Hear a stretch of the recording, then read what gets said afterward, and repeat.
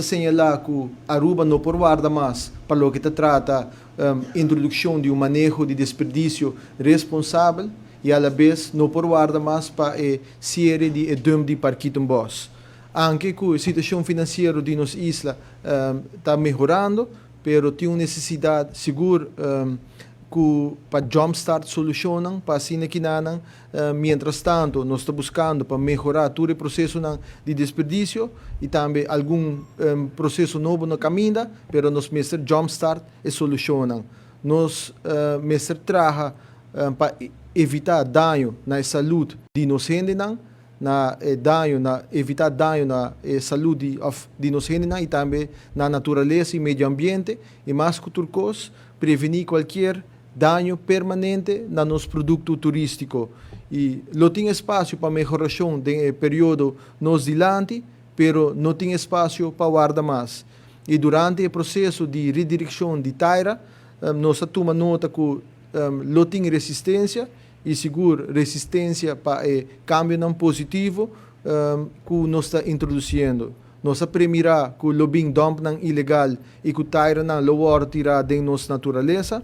Nós está premirar que o tem acto de protesta, caminho que também assinalou e está envolver material of dano na nossa natureza. Pero também nós sabemos que tem grupo mais grande e fundo de nossa comunidade que quer contribuir no cambio e está disposto para ajudar com controle e estimular comportação responsável. E para o grupo aqui, fexi tapabo, fexi tapa o grupo aqui não.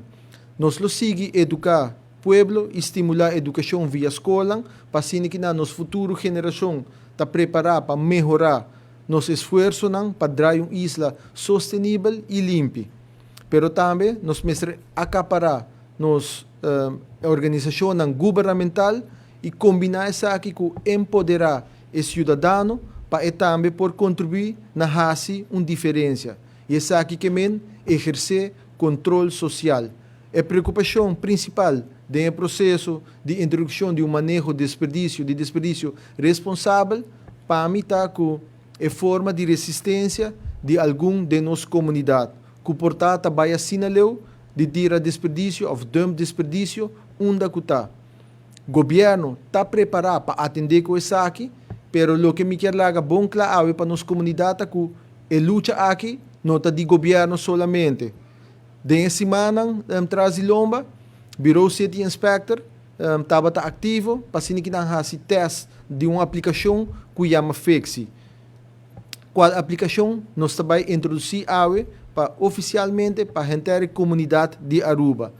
Em colaboração com o desenvolvedor, o developer que é da ITP Caribbean, que é da representante de DECOS na Aruba, a modificar uma aplicação que já para anos acaba está usada na Holanda e a aplicação desde AWE também available para o povo de Aruba também e a aplicação aqui está chama Fexi.